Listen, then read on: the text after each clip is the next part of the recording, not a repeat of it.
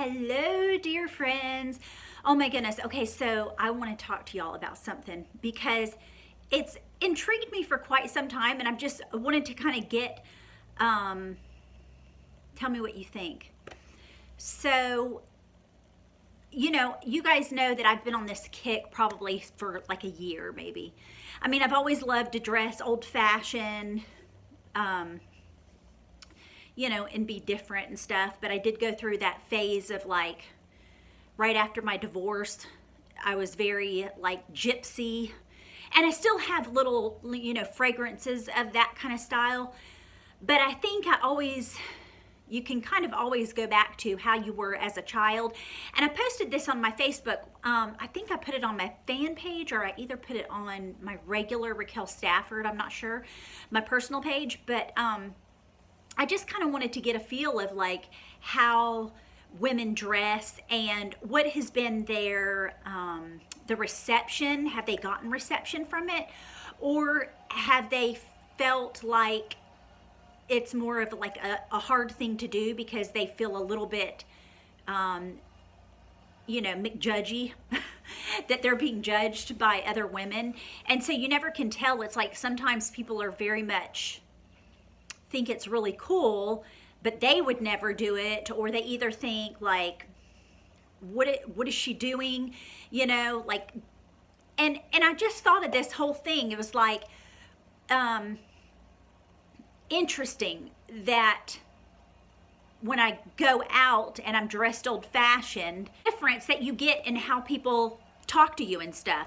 Because I think about like when I would dress like a gypsy and like all my bangles and bracelets and tons of rings and everything. And then when I've pared it down and been Victorian, that I wear, very simplistic little teeny pearl earrings and my wedding pearl ring, and that's it. And so I still get a lot of attention either way. And that's not why I'm necessarily doing it, but it's just been an interesting dynamic according to how I've dressed. And so I've kind of been doing it almost as like an experiment, because I find it intriguing that, people that love or see a certain thing, like I'll see a certain person dressed a certain way, and I'll be like, oh, I really love their style or whatever. Now, I wouldn't dress like that necessarily, but I still can admire it and appreciate it, right, from afar. And so I think that there's a lot of people that are that way as well. But the interesting thing that I found is that you would think that, I mean, and I do get this as well, but anyway, what I'm saying is I get more men that are very gentlemanly, they're not, rude or anything like that. They're always very complimentary. But I'll get a ton more men will talk to me and say things to me or compliment my dress and attire more so than women will. And I just find that interesting. Like yesterday I went to the grocery store, and obviously I had this hat on, but I had, and I had the same type of clothes, but I had, a Victorian, like a more buttoned up collar, and I had like my black skirt on or whatever. And so I think it's funny because, and I had my hair down, but I had it like braided or whatever. Anyway, but I had no makeup on, and I felt like, because I'd been working in the yard, I've been worried about Polly, my black hen, because she's been egg bound for like a week. And so like I did an Epsom bath last night, and so I was thinking, oh my gosh, I need to run out and go get a few things at the grocery store, but I need to, I've been tending to the chicken. And so I didn't put makeup on or anything. I just threw a hat on just so that I could get out of the house without being, not even presentable. Anyway, the whole point is that like, I think I counted, because like I said, I'm doing kind of like a mental experiment just because I like human behavior and always intrigues me. And so, and then there's another thing I want to talk about too, about the different styles and, what I've learned as well. But anyway, so I went to the grocery store, and like 4 men told me just in passing how much they were like, oh my gosh, I love the look, you know, or they'll say something like that, or oh, you have beautiful red hair. And so then 2 other men came up to me. These were 2 of the same of the 4, right? Does that make sense? Yeah. But anyway, those 2 of the men that were in the collective 4 came back up to me when I saw them like in the paper towel aisle, and he was like, oh, I love your red hair, it's so beautiful, you know, and I love the way that you're dressed. And he wasn't like being flirtatious or anything like that. He was just like, I really love red hair. And I could tell that he had salt and pepper, but I could also tell that he probably was a redhead, just because you can tell like the eyebrows and stuff. And he said, I just have to tell you this story. Anyway, he proceeded to tell me the story about him and his siblings, and you know, the red hair gene and all that kind of stuff, which I thought was interesting. And so he said, so sorry, I didn't mean to bother you or whatever, but I just wanted to tell you that story. And I said, oh, that's cool, really, thank you for sharing.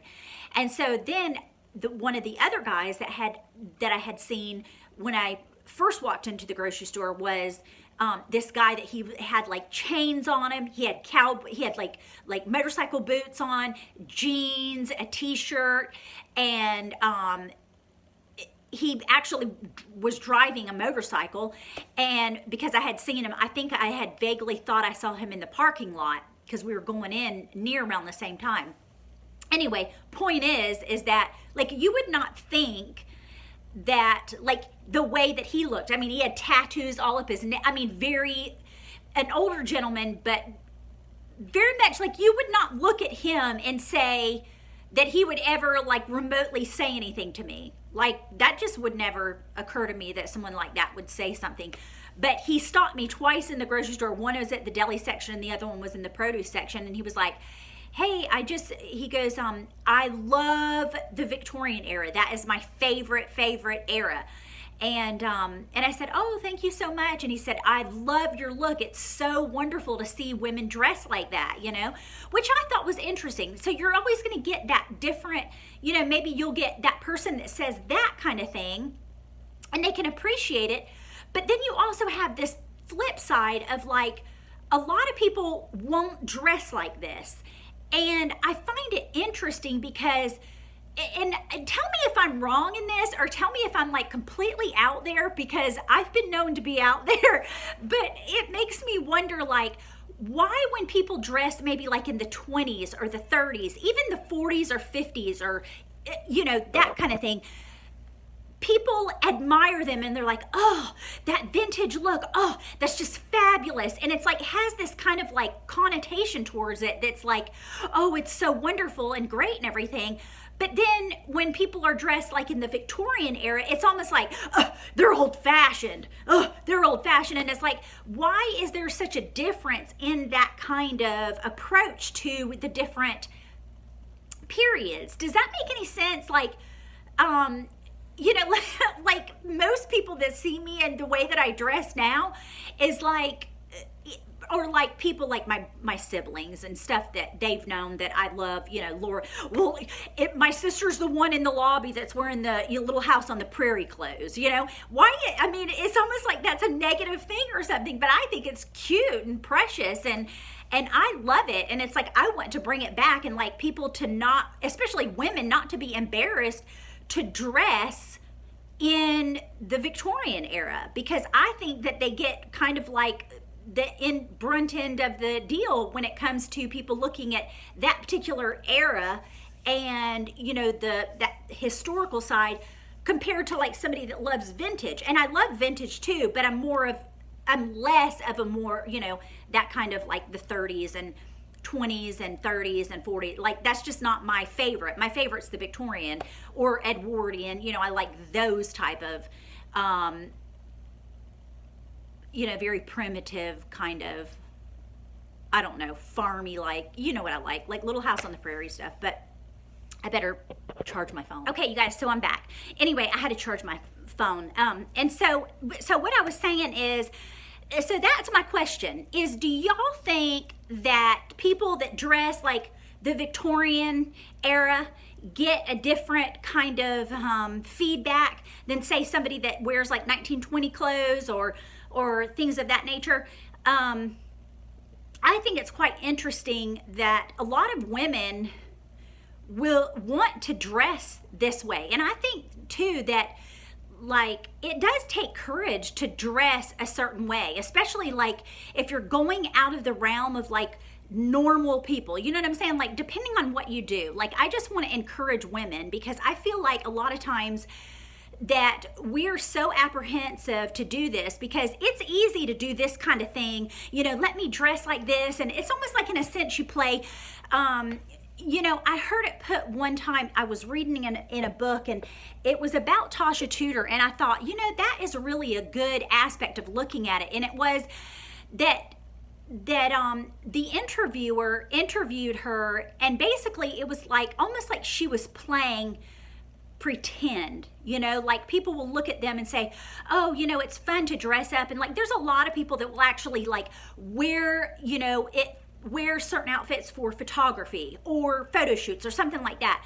But then when it comes down to the real question here, or maybe not the question, but the more statement is, how much gumption do you have to really own that style? If, especially like, let me just speak in like the Victorian era, how much gumption and courage do you have to actually go and be out in public? You know, because it's real easy for us to sit at our house and be like, oh, okay, I'm going to wear these clothes and whatever. I'm just going to do this for this, you know, you have that aesthetic, maybe that you have that type of feed on your social media or your blog or whatever. But how much do you actually live the lifestyle or actually live in those type of clothing all the time? And I'm not saying you have to, I'm not saying anything here. I'm not even preaching anything about what to do. I'm just saying that I think it's good to encourage women, especially, to actually think in small incremental moments. You know, like if you want to start dressing old fashioned, like I don't think you should feel like you have to go balls deep, you know, do that probably sounds inappropriate, but you don't need to go full throttle into the whole situation of, you know, dressing that way or whatever. And it's like so often I think women, we look at other women and we're like, oh, well, if I'm going to be that way, I need to do this and I need to do everything in one full swoop. I mean, and it's like, how many times do we see, I don't know where my chicken is again. I hope she's okay. And just in one full swoop. And it's like, you know what? Look at these people, like these people that we look at, like you know, that we admire or our heroes or whatever, or people that we want to emulate, right? Like I love Beatrix Potter and I love Tasha Tudor and I'm going to try, I mean, I'll end up being just like Raquel. I'll be a great version, but I'll have those different aspects. And it's like, Beatrix Potter and Tasha Tudor also, I mean, if you study them and anybody that you love, they studied people that were their heroes, artists that they loved. They studied their technique, they studied their things. And so I think it's important for women to realize that you don't have to do everything in one full swoop. You know what I'm saying? Like things take time and progression. It's like you look at somebody and you're like, oh, I admire this about them and I admire that. And it's like, you know what? Maybe you're 3 months or 3 years into a journey that you're looking at your hero over there and you're like, oh, why can't I have what she has? And it's like, okay, but she's been doing this 45 years. She didn't just automatically like, you know, Mary Poppins over here and magically appear and now she's living the dream or whatever. Like it was a process. Everybody's process. I mean, everybody has a process is what I'm saying. And so your process of dressing like an old-fashioned person is, it's a journey, you know? And so, and I think maybe I'm more so talking to y'all about this because this is what I'm working on is that I feel like so often, and I don't know if it's because like, it's like, hurry up, hurry up, hurry up. And I don't know if it's, and maybe this is like kind of a dissection of my emotional psyche going on, but I think, you know, I was married and I raised 4 kids. Yes, I've done all those things. And so somehow I think sometimes we forget and we don't look at the fact that, like, look at all you did, Raquel. You were a stay-at-home mom and you didn't have a career and all that, but you did exactly what you wanted to do and you raised 4 beautiful children. And so I can't knock that because I look at these other, you know, successful authors and illustrators and book writers and things like that. And I'm like, oh, it's taken me forever, you know, because I'm like starting all over and I'm 47 years old and, you know, that kind of thing. And so it kind of, you know, gets a little discouraging sometimes, but I think that that's the reason I want to like say that to you guys, because I want to just, as I feel insecure sometimes, I want you to not feel insecure, which does that even freaking make sense? I don't even know. But do you know what I'm saying? Like, you always want to teach because it's stuff that you're trying to learn yourself. And so I just think that it's important for us to remember as women that to take it, you know, in stride and take it little by little and not look at these other women. And I did a blog post on this too, so maybe you guys might want to go to my blog, but I talked about this in depth about how, you know, women put other women on pedestals, or they look and perceive this thing about somebody's life, and it's like they're not showing you everything. Just as I'm not going to show you certain things, but that doesn't mean I'm not being transparent. That doesn't mean I'm not being truthful with you or anything like that.